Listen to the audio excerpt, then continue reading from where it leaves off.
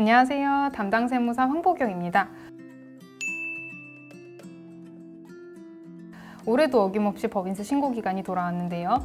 매 결산기가 12월 말일자로 끝나는 법인은 오는 3월 1일부터 3월 31일까지 법인세를 신고하고 납부하셔야 합니다. 개정사항에 대한 이슈가 몇 가지 있었어요. 특히 법인 잉여금을 배당하지 않으면 마치 배당한 것처럼 간주하는 규정처럼 반발이 굉장히 심해서 취소된 규정들도 있었고요. 아니면 알게 모르게 지나간 개정안들도 있었습니다. 오늘은 이 중에서 법인 결산과 관련해서 주목하셔야 되는 이슈 5가지를 가져왔습니다. 법인 대표님 혹은 회계팀에서는 영상을 보시면서 저희 세무사 사무소와 어떤 부분을 중점적으로 소통하셔야 되는지를 캐치하시길 바랍니다. 첫 번째는 대손채권을 알려주세요. 대손채권이 뭐냐면 매출은 발생했는데 대금 회수를 못하고 있는 부실채권, 즉 대표님들 속을 새기는 이 채권을 의미하는데요. 세법에서는 대손세액공제라는 규정을 통해서 이 부실채권에 대해서 부가가치세와 법인세를 감면해주는 제도를 운영하고 있습니다. 종전에는 이 부실채권, 즉 대손의 기준이 법적으로는 조금 까다로웠어요. 대금 회수를 못하고 있다 해서 다 대손으로 인정을 해주는 게 아니라 상대가 파산을 했다는 증빙자료 같은 게 있어야지만 공제가 가능했는데요. 2020년도에 세법이 개정되어서 이 대손을 인정해주는 요건이 조금 완화가 되었습니다. 특히 당사가 중소기업이라고 하면은 2년 이상 대금을 회수하지 못하고 있는 미수금은 명목과 사유를 불문하고 모두 대손채권으로 인정을 해줍니다. 보통 3월 중에 저희 세무사 사무실 쪽에서 결산이 끝난 법인의 1년치 재무제표를 보내드릴 거예요. 그 중에서 재무상태표라는 장부는 12월 31일 기준으로 당사가 보유한 자산과 부채 잔액을 보여줍니다. 당사 재무상태표에서 외상매출금 혹은 미수금이라는 계정 과목이 보이시나요?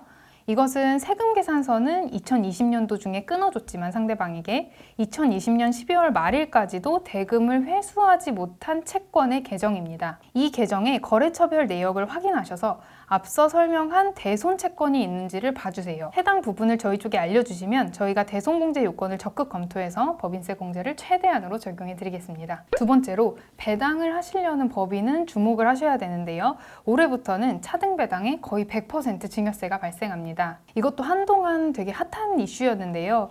작년에 발표된 세법 개정안으로 인해서 이제는 배당을 하실 때 균등배당으로 하셔야지 증여세 문제가 거의 없습니다. 균등배당이란 주주들이 본인의 지분율만큼만 배당 금액을 수령하시는 게 균등배당이죠. 그렇지 않고 지분율과 다르게 배당금을 수령하셨다고 하면은 이것은 차등배당이 됩니다. 종전에도 차등배당을 했을 때 증여세를 매기는 규정이 있기는 있었지만 배당에 대한 소득세를 냈다면 증여세는 거의 발생하지 않았는데요. 올해 세법 개정으로 이제는 차등배당을 했다가는 소득세를 냈음에도 불구하고 증여세가 거의 100% 발생하는 구조로 법이 개정되었습니다. 따라서 배당을 차등으로 하시려는 법인께서는 사전에 반드시 저희 세무사와 논의를 해주셔야 됩니다. 세 번째로는 역시 배당과 관련된 부분인데요. 배당을 받으셨을 때 건강보험료 부과 기준이 또 한 번 개편되었습니다. 우선 건강보험료의 종류 중에서 소득월액보험료가 뭔지 먼저 설명을 드리겠습니다. 많은 중소기업 주식회사에서는 이사진의 명부와 주주 명부가 비슷한 경우가 많습니다. 이분들은 이사로서 법인에서 급여를 받아가는 한편 주주로서 배당금 또한 수령을 하시는데요. 이미 급여를 받을 때 직장 건강보험료를 한번 납부를 하시잖아요. 근데 그것 이외에도 부동산 임대소득이라든지 배당소득이 추가적으로 있다라고 하면은 이 금액이 일정액 이상일 때 건강보험료가 한 번 더 부과가 됐습니다. 이때 발생하는 건강보험료를 바로 소득월액보험료라고 부릅니다. 종전에는 급여 이외의 종합소득이 연간 3,400만 원을 넘어야지만 건강보험료가 나왔습니다. 이때 연간 이자와 배당소득이 2천만 원을 초과하지 않는다면 그 금액은 전액이 이 3,400만 원을 따질 때 포함되지 않았습니다. 그런데 작년 8월에 보건복지부에서 발표한 보도자료를 보시면 이 부분 연수익 금액 2천만 원 이하 금융소득에 대해서도 건보료를 부과한다와 또한 밑에 제도의 연착륙을 위해 금융소득 1천만 원 초과자에 대해서만 우선하여 부과한다를 주목하셔야 합니다. 이제는 금융소득이 1천만 원만 초과해도 이 3,400만 원 기준 안에 포함됩니다. 즉 기준이 더 빡빡해진 거죠. 네 번째로는 고용증대 세액공제에 대한 법인세 추징이 유예되었습니다. 이 부분은 영상을 찍는 현재 시점에는 아직 법이 공표되지 않았지만 기재부가 이미 개정안을 발표한 상황이라 거의 확정이라고 보는데요. 고용증대 세액공제라 해서 직전 연도 대비 4대 보험에 가입한 당사 근로자 수가 늘어난 기업은 이 늘어난 인원만큼 법인세를 감면받으셨어요. 대신 이 규정을 적용받을 때 저희가 꼭 당부드렸던 말씀이 있었는데, 만약에 늘어난 고용 인원이 다시 감소하게 되면은 감소한 인원만큼은 법인세를 도로 내셨어야 됐습니다. 그런데 예상치 못한 코로나19로 인해서 많은 기업들이 작년에 어쩔 수 없이 고용을 감축하는 상황을 겪으셨습니다. 그래서 기재부에서는 2020년도에 한시적으로 고용이 감소한 기업에 대해서는 법인세를 도로 납부하지 않도록 법을 개정하겠다라고만 일단 발표된 상황입니다. 구체적인 규정이 어떻게 되는지는 법이 나와봐야 알기 때문에 당사께서 이 부분의 혜택을 받을 수 있다고 하면 저희가 개별적으로 챙겨서 안내를 드리겠습니다. 마지막으로는 부채 비율을 확인해 주세요.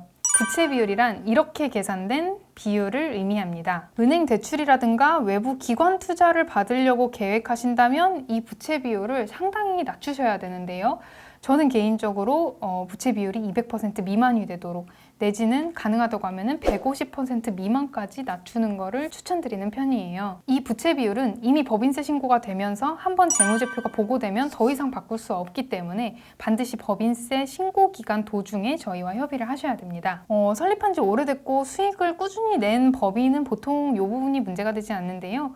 신설 법인들, 특히 초반에 수익을 내지 못해서 대여금들로 운영된 법인들은 부채 비율이 상당히 높게 나오는 경향이 있어요. 그런데 부채 비율이 높게 나오는 회사일수록 현실적으로는 자금 조달이 더 어렵기 때문에 악순환이 발생할 가능성이 굉장히 높습니다. 물론 부채 비율을 낮추려면 채무를 갚는 것이 맞지만 채무를 상환하는 것 이외에도 증자를 활용하시는 것과 같은 몇 가지 팁이 있어요.